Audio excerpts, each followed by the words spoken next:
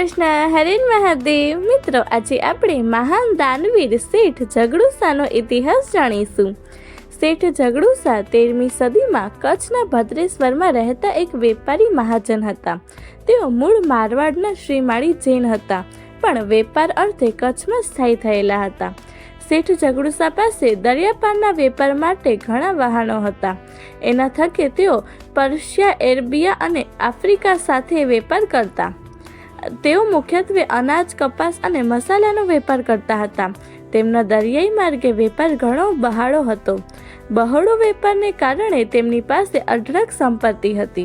તેઓએ અનેક જૈન તીર્થોને જીર્ણોદ્ધાર કરાવ્યો હતો. ભદ્રેશ્વરમાં આવેલ વસઈ જૈન મંદિરના જીર્ણોદ્ધારનો શ્રેય પણ તેમને જાય છે. ઈસવીસન 1250ની વચમાં તેમને ધાનકાનું ઋષભ મંદિર, 24 દેવકુલિકા સહિતનું વઢવાણનું મંદિર, શેત્રુંજય ટેકરી ઉપર એક મંદિર જેવા નોંધનીય બાંધકામો કરાવ્યા હતા. આ સિવાય તેમણે ઘણા કૂવા, બગીચા, તળાવો, ધર્મશાળાઓ અને રુગ્ણાલયો બંધાવ્યા હતા. તેમણે હિન્દુ મંદિરો બંધાવવા માટે પણ દાન આપ્યું હતું. એક શિવ મંદિરનો જીર્ણોદ્ધાર કર્યો હતો. ભદ્રેશ્વરમાં તેમણે શિમલી કે ખીમલી ઇસ્માઇલી તરીકે ઓળખાતા મુસલમાન વેપારીઓ માટે એક મસ્જિદ પણ બંધાવી હતી. ભદ્રેશ્વરમાં આજે પણ ઇસ્માઇલી મસ્જિદ આવેલી છે. દાનવીર તરીકે તેમને ખ્યાતિ પ્રાપ્ત કરી હતી. તેમને દાન આપતા ક્યારેય સાંપ્રદાયિક સંકુચિત રાખી ન હતી. શેઠ ઝઘડુસાના જીવન સાથે સંકળાયેલી એક કથા છે. સૌરાષ્ટ્રના સમુદ્રકાંઠે આવેલા પોરબંદરથી 35 કિલોમીટર દૂર મિયાણી ગામ નજીક આવેલા કોયલડા ડુંગર પર આવેલ હર્ષદ કે હરસિદ્ધિ માતાજીનું મંદિર પણ ઝઘડુસાએ બંધાવ્યું હતું. તે સમયે મિયાણી દરિયા પારના વેપાર માટેનું એક બંદર હતું. આ ડુંગરની ટેકરી પર દરિયા તરફ મુખ કરીને માતાજી સ્થાપિત હતા. એવી કથા પ્રચલિત છે કે જો માતાજીની નજરની હરોળમાં કોઈ વહાણ આવ્યું તો તે બળીને કે અન્ય રીતે નાશ થઈ તે ડૂબી જતું હતું. એક વખત ઝઘડુસાના વહાણ પણ ડૂબી ગયા હતા, પણ તે જાતે બચી ગયા હતા. ઝઘડુસા તે મંદિરે ગયા અને ત્યાં 3 દિવસના ઉપવાસ કરી દેવીને પ્રસન્ન કર્યા. દેવી પ્રસન્ન થયા ત્યારે ઝઘડુસાએ દેવીને ટેકરીએથી નીચે આવવા વિનંતી કરી કે જેથી તેમની નજર અન્ય વાહનો પર ન પડે અને તે ડૂબી ન જાય. ત્યારે દેવીએ તે વિનંતી પૂર્ણ કરતા ટેકરીના દરેક પગથિયે ઉતરવા માટે એક પશુના બલિદાનની શરત મૂકી. ઝઘડુસા અહિંસામાં માનનાર જૈન ધર્મી વ્યક્તિ હતા. આથી આવી શરત સાંભળી તેઓ મૂંઝાયા. પોતે આપેલા વચન પૂર્તિ માટે ઝઘડુસા ભેંસો લાવ્યા, પણ ઉપરના ડુંગરથી નીચે મંદિર સુધી પહોંચવા ભેંસોની સંખ્યા ઉતારવાના પગથિયા કરતાં ઓછી પડી. આથી તેમણે પોતાની અને પોતાના પરિવારની બલિ આપવાનો નિશ્ચય કર્યો. આ જોઈ દેવી અતિ પ્રસન્ન થયા અને તેમના પરિવારને જીવનદાન આપ્યું.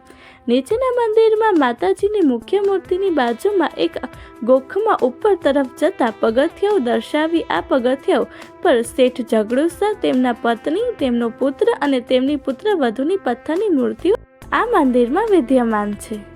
અને આ મંદિર સાથે જોડાયેલી બીજી કથા એ છે કે ઉજ્જૈન અને આ મંદિરના હરસિદ્ધિ માતાજી એક જ છે. સાંજની સંધ્યા આરતી પછી માતાજી અહીંથી ઉજ્જૈન જતા રહે છે અને અહીંથી માતાજી ઉજ્જૈન ગયા પછી ત્યાં માતાજીની સંધ્યા આરતી થાય છે. એટલે અહીંની સંધ્યા આરતી થોડી વહેલી થાય છે. એવી જ રીતે સવારની આરતી ઉજ્જૈન થાય છે, પછી માતાજી અહીં આવી જાય છે. સવારે પ્રથમ ઉજ્જૈન મંદિરમાં આરતી થાય છે. તે પૂરી થયા બાદ અહીં સવારની આરતી થાય છે. સવારે માતાજી પધારે ત્યારે અહીં મંદિરમાં એક પુરાણું રાખેલું છે, તે ઝૂલે છે. મિત્રો, ગીર સોમનાથના કોડીનાર નજીકના જગતિયા ગામ પાસે શેઠ ઝઘડુસાની જગ્યા આવેલી છે. આ જગ્યામાં જમીનમાંથી કુદરતી ગેસ નીકળે છે. આ ગેસ પર ચા, પાણી અને રસોઈ પણ બને છે. આ ગેસથી જ્યોત થાય છે, છતાં આ જ્યોતની જ્વાળા દઝાડતી નથી. અહીં હરસિદ્ધિ માતાજીનું મંદિર પણ આવેલું છે. અહીંના શેઠ ઝઘડુસાને માતાજીનું વરદાન મળેલું હોવાની પણ લોકવાયકા છે. ONGC અને સરકાર દ્વારા અહીં મોટા વૈજ્ઞાનિકો દ્વારા અનેક વખત પરીક્ષણો કરી અહીંની ધરતીમાં રહેલા ગેસની ક્ષમતા પણ ચકાસવામાં આવી હતી, પરંતુ કોઈને તાગ મળેલ નથી.